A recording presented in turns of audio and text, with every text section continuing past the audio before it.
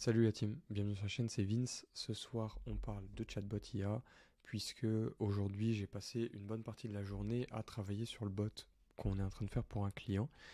Et le bot, il est un petit peu particulier pour le moment, parce que c'est pas vraiment un bot intelligent, mais c'est un bot qui va nous servir de push.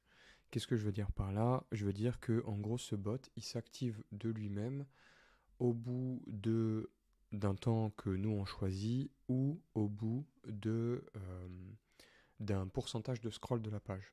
Donc pour le moment, c'est comme ça qu'il a été fait et ce bot, il a pour but de pousser une offre à votre client. Donc c'est assez basique, on va dire. Et derrière, il viendra être augmenté avec des fonctionnalités IA. Mais pour le moment, ces fonctionnalités, elles sont pas là. Donc ce que j'ai fait, c'est que là, j'ai un petit blog qui est setup avec des datas toutes pourries. Mais on s'en fout parce que c'est juste pour vous montrer ce que ça fait. Donc là, en gros, quand on load la fenêtre, j'ai mis un temps court pour la démo, mais si on attend 5 secondes, on voit que le bot il se déclenche tout seul et qu'il commence à envoyer des messages. Et donc là, en gros, il dit ah ben je vois que tu t'intéresses à tel sujet, puisque vous êtes en train, là, dans le cas précis, de lire un article du blog. Tu peux tester gratuitement notre offre pendant 7 jours, et puis là tu peux cliquer et tu vas sur le lien.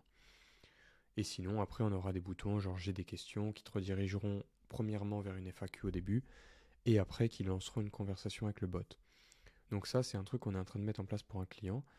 Et l'autre trigger qu'on a, que je vous disais, c'est que si je scrolle dans la page et que j'atteins plus de 40% avant les 5 secondes, et bah de la même manière, mon bot se déclenche. Donc ça, après, on peut régler le pourcentage, c'est pas un problème, c'est quelque chose qui se choisit.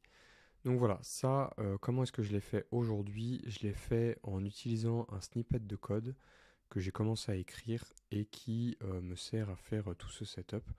On voit ici d'ailleurs que je set le temps à 5 secondes et il faut savoir que en gros dans l'API de VoiceFlow, vous avez des événements que vous pouvez envoyer et qui vous servent à déclencher des choses sur votre chat.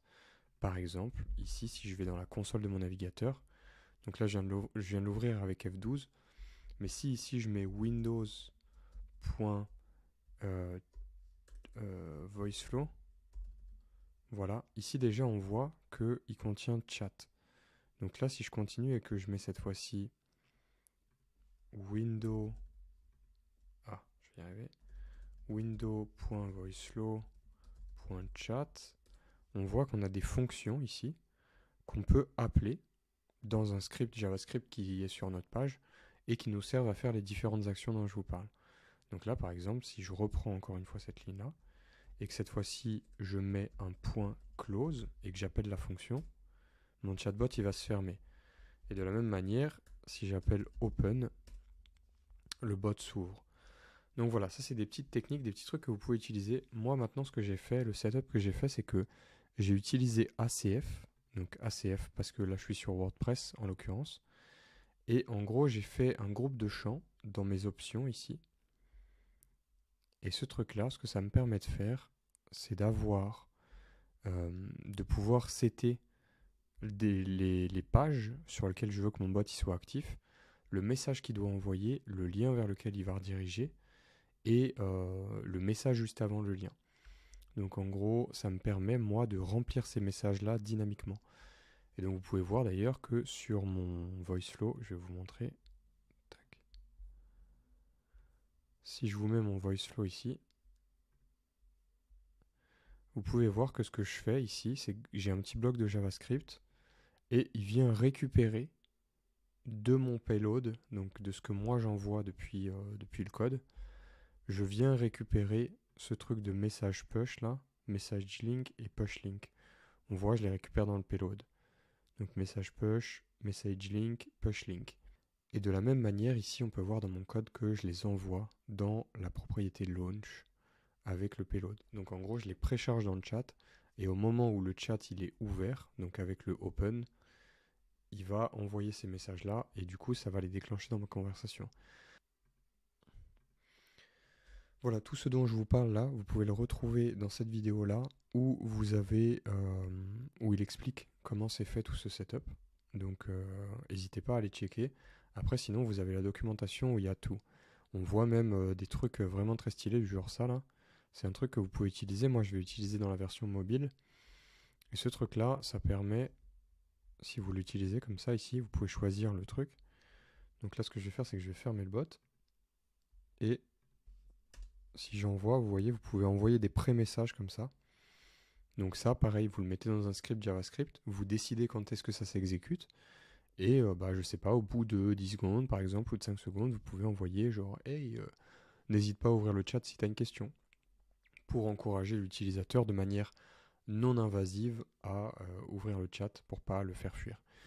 Donc voilà, ça pour la partie chatbot, c'est un petit peu tous les trucs que j'ai fait aujourd'hui. Maintenant, pour la partie SaaS, qui est la partie qui me fait le plus kiffer moi, vous avez peut-être compris sur la chaîne pour ceux qui me suivent. Hier, j'ai discuté avec mon ami K1 et pendant notre call où des fois on s'appelle et on s'update un petit peu genre sur nos projets, parce que lui il a son projet de psy. Et voilà, et on échange sur les trucs à faire, la progression de son projet, la progression de mon projet, etc. Et comme Kain, il fait beaucoup de design et il est super chaud en vrai, et ben, je lui ai demandé comment est-ce que moi je pourrais faire pour designer plus rapidement mon projet, quoi, pour avoir un truc qui fait les 80% du taf en gros avec les 20% d'effort. En gros, je veux pas y passer des heures. Moi, je suis pas designer pour le moment. Je veux juste un truc qui marche bien, qui est fonctionnel, qui est assez beau pour pouvoir faire un truc bien. Et il m'a recommandé pas mal de trucs. Et notamment, il m'a recommandé, et ça vous allez voir, c'est archi stylé. Il m'a montré premièrement ce truc-là, Starter 2.0 là, qui est un projet Figma qui contient pareil des composants et des boutons et des trucs. Et vous pouvez vous servir en gros de ces trucs-là pour construire vos pages plus rapidement. Et vous avez un petit peu plus bas des trucs du genre des navbars, des héros, des headers. Et ça, c'est des trucs que vous pouvez construire vos pages avec en gros. Imaginez, c'est des blocs comme des Lego et vous construisez vos pages avec pour les designer. Donc ça vous permet de conceptualiser plus vite ce que vous voulez faire. Et maintenant, ce qui m'a montré qui est ouf, c'est Untitled UI. Donc en gros, sachez que toutes les landing pages du design game un peu, des landing pages sur Twitter et tous ces mecs-là qui vous font croire qu'ils sont super bons en design et qui font des landing pages de fou et tout, bah, en fait, je vais me mettre en plus petit. Sachez que voilà, que c'est des kits souvent. On reconnaît les designs d'ailleurs. Je vais pas montrer certains parce que ça m'énerverait de leur faire de la pub alors que je les apprécie pas du tout. Mais voilà, en gros, tous ces blocs-là, tous les trucs que vous voyez là, c'est des blocs que vous pouvez utiliser. Et donc ici, vous avez la preview par exemple.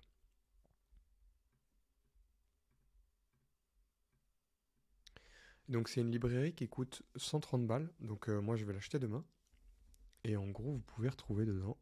Vous allez voir, vous avez pété un câble. Voilà, donc ça, c'est le genre de truc que vous récupérez et que vous pouvez utiliser après.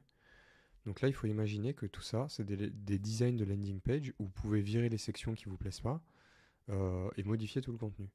Donc là, moi, par exemple, imaginons je lance voilà, mon SaaS. Et ben, je peux prendre ce truc-là, qui est déjà préfet, changer l'image ici pour mettre l'image de mon SaaS, changer les intégrations avec qu'on a de disponibles, mettre des statistiques de mon truc, changer le copywriting pour convenir à mon produit, changer le prix pour mettre les prix. Et voilà, et ça me permet de designer le flow de mes pages hyper vite et derrière de shipper super vite quoi.